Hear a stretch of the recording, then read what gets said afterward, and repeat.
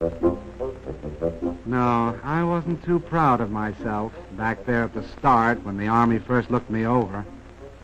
Then they sent me out on the road. They tried to drown my motor, but my ignition was set too high for that.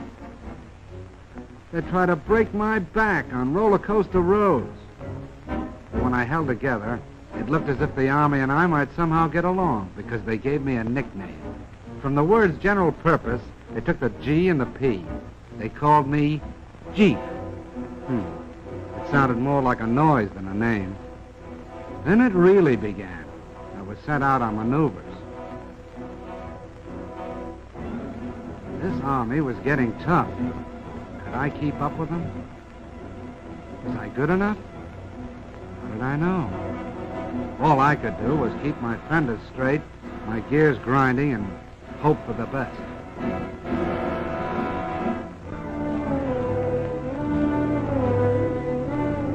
And the things they asked me to do, like rivers, for instance. I had to be light enough to cross water in my own canvas tarpaulin. Lucky I didn't weigh more than 2,200 pounds.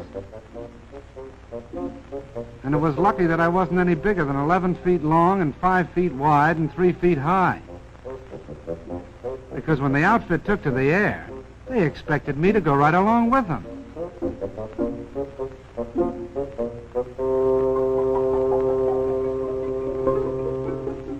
One day it'd be airplanes. The next it'd be a transport glider. And if I wasn't riding in them, I was pulling them up into the sky. Lucky I was 60 horsepower strong.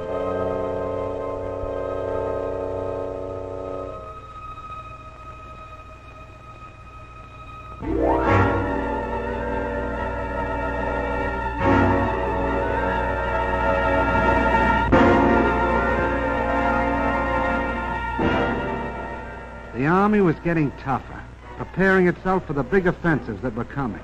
And I had to get tougher to keep up. I'll say one thing. No matter what they asked me to do, pull cannon, break my own road through the underbrush, or keep moving at better than 70 miles an hour, it was no worse than what my driver was ready to do himself. The American soldier and I got along fine, like a good rider and a horse. We got to be pals. But even so, I had my doubts. Most of the machines around me had proved themselves in battle. I was still on probation.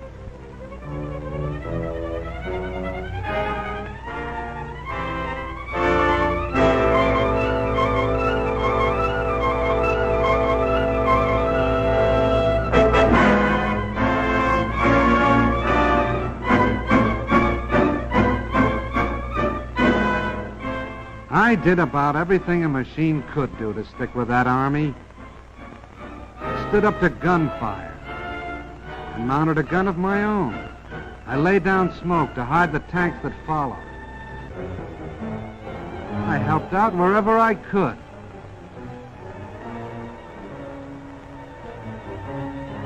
I even learned how to splash across rivers.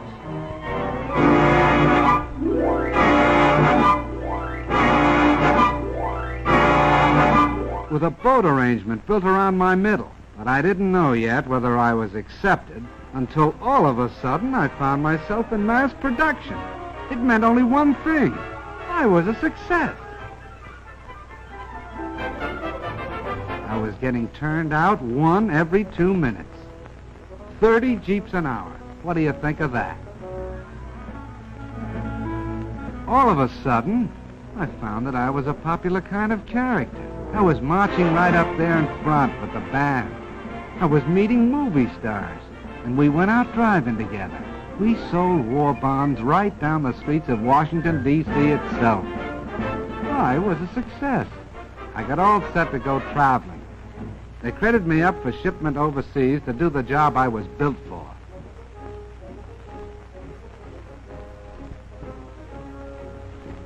I was sent over by the thousands. And I traveled with the guy I like best, my pal, the soldier.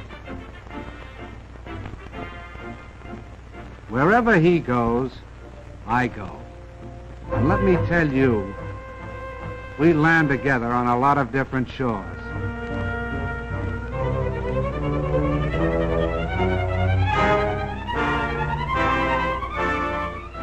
I went to work in the South Sea Islands. I fought mud in North Africa. I went sightseeing in Egypt. And in China, I teamed up with General Stilwell, with General Chennault and his Flying Tigers. I kept from freezing up in Alaska and from boiling down in Timor. I traveled with General MacArthur in New Guinea. I was a success. I hobnobbed with famous people like Wendell Willkie, with King George, and Queen Elizabeth. I went out with presidents. I was with Mr. Roosevelt in Casablanca. And I was part of the victory in North Africa. I was a success. But the thing that makes me a success most of all is this. I've made a friend. I mean the soldier. Wherever you see one of us, the other won't be far behind. And that goes for now, when we're fighting together, and for after the war, when we'll be building together. Because the rumor is going around that the Jeep is here to stay.